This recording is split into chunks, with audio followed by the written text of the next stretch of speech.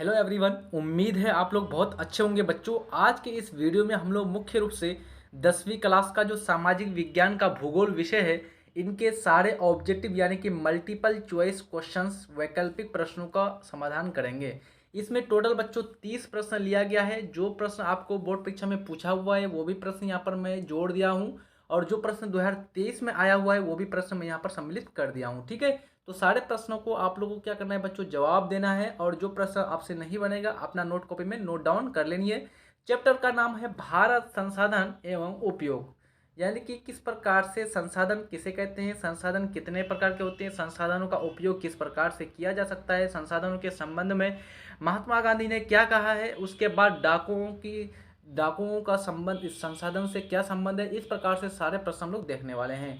पहला प्रश्न है जो आपका 2022 में आया हुआ है, निम्न में कौन अनवीकरणीय संसाधन है। आपको क्वेश्चन पूछ रहा है अनवीकरणीय संसाधन इनमें से कौन होगा, सौर ऊर्जा, जीवाश्म ईंधन, जलविद्युत या फिर पवन ऊर्जा। अनवीकरणीय वैसे संसाधन को बोलते हैं बच्चों जिसका दोबारा निर्माण नहीं कर सकते हैं, दोबारा उसका उपयोग नहीं कर सकते हैं, तो इसमें आ जाएगा आपका जीवाश्म ईंधन।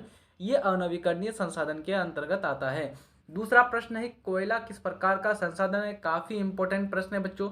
तो कोयला भी आपका अनवीकरणीय संसाधन होगा, क्योंकि कोयला का निर्माण जीवाश्म जीवों के अपशिष्टों से बनाया जाता है। अगला प्रश्न है तीसरे नंबर का, सौर ऊर्जा निम्नलिखित में से कौन सा संसाधन है। यानी कि जो सौर ऊर्जा है ये किसके द्वारा निर्माण किया जाता है, यानी कि किस प्रकार का संसाधन है। तो सौर ऊर्जा मुख्य रूप से आपका नवीकरणीय संसाधन हो जाएगा बच्चों, क्योंकि इसको दोबारा हम लोग प्राप्त कर सकते हैं। तो बी ऑप्शन बिल्कुल राइट हो जाएगा। ये प्रश्न 2019 में आपको आया हुआ है। चौथा नंबर का प्रश्न है तट रेखा से कितने किलोमीटर क्षेत्र सीमा अपवर्जक आर्थिक क्षेत्र कहलाते हैं। यानी कि जो समुद्र का जो तट होता है बच्चों, कितना दूरी कितना किलोमीटर का जो क्षेत्र होगा वो मुख्य रूप से सीमा अपवर्जक क्षेत्र कहलाएगा। 100 नॉटिकल माइल, एन बोलते हैं बच्चों नॉटिकल माइल, और एक नॉटिकल माइल लगभग लगभग 2 किलोमीटर के बराबर होता है। तो 100 नॉटिकल माइल, 200 नॉटिकल माइल, उसके बाद क्या है आपका 150 नॉटिकल माइल या फिर 250। तो बिल्कुल यहाँ पर आपका राइट हो जाएगा बच्चों 200 नॉटिकल माइल, यानी कि आपका बी ऑप्शन बिल्कुल सही हो जाएगा। अगला प्रश्न है भारत के किस राज्य में सौर ऊर्जा के विकास की सर्वाधिक संभावना है। यह मैट्रिक परीक्षा 2023 में आपको सेकंड सेटिंग यानी कि द्वितीय पाली में यह प्रश्न आपको पूछा हुआ है बच्चों। तो जो भारत के किस राज्य में सौर ऊर्जा के विकास की सर्वाधिक संभावना है, तो बिल्कुल आपका यहाँ पर राइट आंसर क्या हो जाएगा बच्चों, तो यहाँ पर आपका राजस्थान हो जाएगा। सौर ऊर्जा सबसे अधिक वहाँ पर संभावना है, क्योंकि राजस्थान में बहुत सख्त गर्मी पड़ती है और वहाँ पर आपको मालूम है बच्चों थार का रेगिस्तान है। वहाँ पर सोलर पैनल लगाने से बहुत अधिक सौर ऊर्जा का उत्पादन होगा। छठे नंबर का प्रश्न है निम्न में कौन सा संसाधन प्राकृतिक संसाधन है। प्राकृतिक संसाधन यानी कि प्रकृति के द्वारा बनाया हुआ संसाधन, तो बिल्कुल आपका ए ऑप्शन बिल्कुल सही हो जाएगा बच्चों भूमि। बाकी भवन और मानव की योग्यता यह सब क्या है बच्चों, मुख्य रूप से मानव के संसाधन है। किसने कहा है संसाधन होते नहीं बनते हैं। तो 2019 में यह प्रश्न पूछा हुआ है।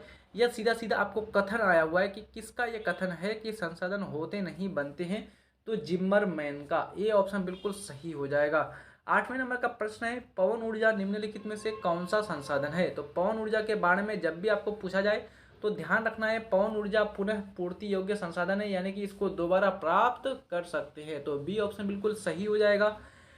नौवां नंबर का प्रश्न है विश्व पर्यावरण दिवस कब मनाया जाता है। तो विश्व पर्यावरण दिवस यह प्रश्न आपको 2018 में पूछा हुआ है बच्चों। 5 जून को मनाया जाता है। 5 जून को विश्व पर्यावरण दिवस मनाया जाता है। इसको मनाने का मुख्य उद्देश्य है पर्यावरण को साफ सुथरा रखना, पर्यावरण को दूषित होने से बचाना। अगला प्रश्न है डाकुओं की अर्थव्यवस्था का संबंध है, यानी कि जो डाकुए होते हैं इनके अर्थव्यवस्था के साथ संबंध कैसा होता है। तो ये बिल्कुल अनियोजित तरीके से संसाधनों का उपयोग करते हैं, गलत तरीके से संसाधनों का उपयोग करते हैं। तो बिल्कुल आपका बी ऑप्शन बिल्कुल सही हो जाएगा, संसाधनों के अनियोजित विद्रोहन से। अगला प्रश्न है क्योटो सम्मेलन किस देश में आयोजित की गई। तो क्योटो जो सम्मेलन किया गया बच्चों ये हमारा किस में किया गया, जापान में। जापान में है हमारा क्योटो, तो सी ऑप्शन बिल्कुल राइट हो जाएगा। 12वें नंबर का प्रश्न है प्रथम पृथ्वी सम्मेलन कहाँ पर आयोजित किया गया। कहीं बहुत इंपॉर्टेंट प्रश्न है। 2021 का फर्स्ट सेटिंग, 2021 का सेकंड सेटिंग, यानी कि ये प्रश्न दोनों सेटिंग में आ गया था। अब सोचिए कितना इंपॉर्टेंट है। तो प्रथम यानी कि पहला जो पृथ्वी सम्मेलन किया गया था वो किया गया था रियो डी जेनेरिया। कहाँ पर किया गया था बच्चों, तो ये किया गया था आपका रियो डी जेनेरिया, कहाँ पर है, ब्राज़ील में है। रियो डी जेनेरिया कहाँ पर है, ब्राज़ील में। कब ये सम्मेलन हुआ था, तो 1992 1992 में। प्रथम पृथ्वी सम्मेलन कब आयोजित किया गया, अभी मैंने बताया प्रथम पृथ्वी सम्मेलन रियो डी जेनेरिया ब्राज़ील में 1992 में आयोजित किया गया था। तो बिल्कुल सी ऑप्शन आपका यहाँ पर राइट हो जाएगा।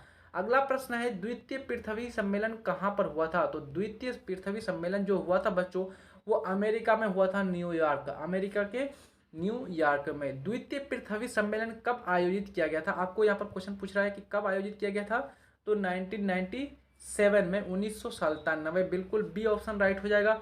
अगला प्रश्न है, प्राकृतिक संसाधनों के संरक्षण के लिए सन 1968 ईस्वी में कौन सा कन्वेंशन हुआ था। काफी इंपॉर्टेंट प्रश्न है, 2021 में आया हुआ है बच्चों। तो 1968 में जो कन्वेंशन हुआ था वो हुआ था आपका अफ्रीकी कन्वेंशन। प्राकृतिक संसाधनों को किस प्रकार से बचाया जाए उसके संरक्षण के लिए ये कन्वेंशन किया गया था अफ्रीका में। अगला प्रश्न है, सौर ऊर्जा निम्नलिखित में से कौन सा संसाधन है। 2014 और 2019 दो बार ये प्रश्न आपको आया हुआ है, ध्यान रखेंगे। तो सौर ऊर्जा मुख्य रूप से आपका पुनः पूर्ति योग्य संसाधन है, क्योंकि इसको एक दिन प्राप्त कर सकते हैं, दूसरा दिन भी आप आसानी से प्राप्त कर सकते हैं सौर ऊर्जा को, है ना। प्रथम पृथ्वी सम्मेलन 1992 में किस देश में आयोजित किया गया, तो अभी मैंने बताया जो प्रथम पृथ्वी सम्मेलन था रियो डी जेनेरिया जो ब्राजील देश में स्थित है बच्चों, वहीं पर किया गया था। तो ब्राजील, ए ऑप्शन बिल्कुल सही हो जाएगा। प्राकृतिक संसाधनों के संरक्षण हेतु अफ्रीकी कन्वेंशन किस वर्ष हुआ, काफी इंपॉर्टेंट है, ये इसी प्रश्न को घुमा के पूछा जाता है कि 1968 में कौन सा कन्वेंशन हुआ, तो अफ्रीकी कन्वेंशन, और कौन सा वर्ष पूछा जाता है, तो 1968, सीधा बी ऑप्शन बिल्कुल सही हो जाएगा। 20वें नंबर का प्रश्न है जो काफी इंपॉर्टेंट है, हमारे पास पेट भरने के लिए बहुत कुछ है लेकिन पेटी भरने के लिए कुछ भी नहीं है।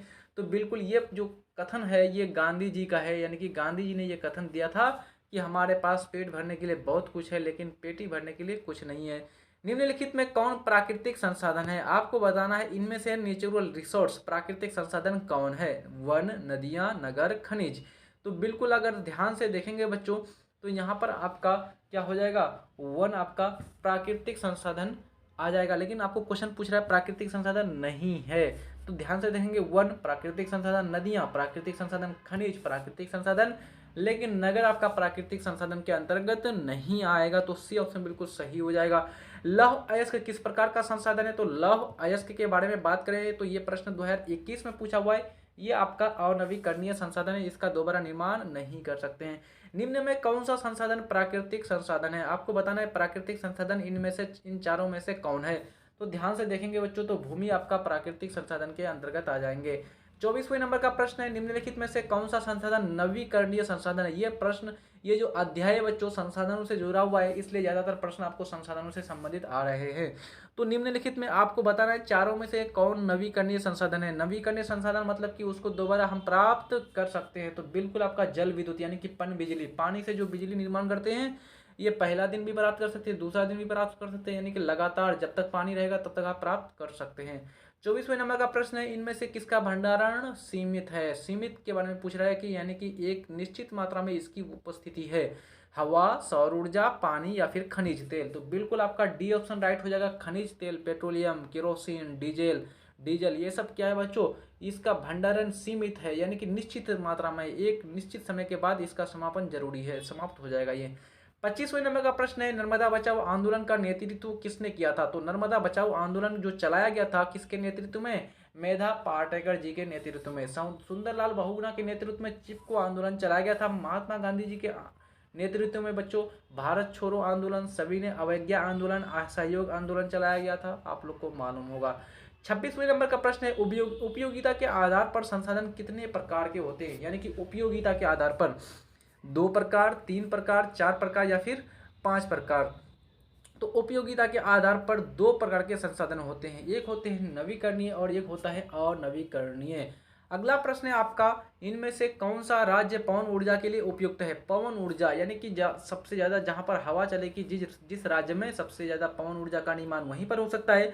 तो आप लोग को मालूम होगा बच्चों, गुजरात अरब सागर के तट पर है और वहां पर गुजरात में कच्छ की खाड़ी और खंबात की खाड़ी है, जहाँ पर काफी तेज हवाएं चलती है। तो इसलिए वहां पर जो है मुख्य रूप से पवन ऊर्जा उपयुक्त है, पवन ऊर्जा के लिए वो स्थान बहुत ही ज़्यादा उपयुक्त है। इनमें से कौन अजैव संसाधन है। अजैव संसाधन का मतलब है इनमें से किन संसाधन का निर्माण जैव पदार्थों से नहीं होता है? अजैव। तो अजैव होगा बच्चों चट्टान।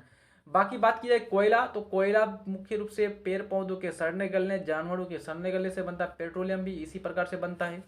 29वें नंबर का प्रश्न है, चिपको आंदोलन का नेतृत्व करने वाला कौन था? तो अभी मैंने ऊपर में बताया, चिपको आंदोलन का नेतृत्व करने वाला कौन था बच्चों? सुंदरलाल बहुगुणा। आप लोग कमेंट बॉक्स में बताएंगे सुंदरलाल बहुगुणा जो चिपको आंदोलन चलाया गया था, कहाँ पर चलाया था उसने? ये चलाया था 1972 में। सिर्फ आप मुझे जिस शहर में चलाया गया था, जिस जिला में चलाया गया था, उस जिले का नाम बता दीजिए। मैं आपको राज्य के बारे में बता देता हूँ। ये आंदोलन आपको उत्तराखंड में चलाया गया था। सिर्फ आप जिला कमेंट बॉक्स में बता दीजिए कौन सा जिला में चलाया था। आज के सेशन का अंतिम और लास्ट प्रश्न है जो आपके लिए काफ़ी इंपॉर्टेंट है। चिपको आंदोलन किस राज्य में चलाया गया? जैसे मैंने अभी ऊपर बताया, उत्तराखंड में चलाया गया था। और इसका जो जिला है बच्चों वो है आपका टिहरी गढ़वाल।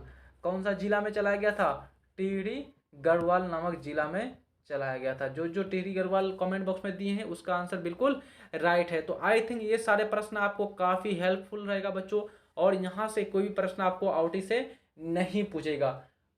पढ़ते रहिए अच्छी तरह से। चैनल में नए हैं तो चैनल को जल्दी से सब्सक्राइब कर दीजिए और जल्दी से बेल आइकन को दबा दीजिए, लाइक कर दीजिए। यदि वीडियो आपको अच्छे लग रहे हैं तो अपने दोस्त यार भाई बंधु को जल्दी से शेयर भी कर दीजिए। मिलते हैं नेक्स्ट वीडियो में, तब तक के लिए जय हिंद, धन्यवाद।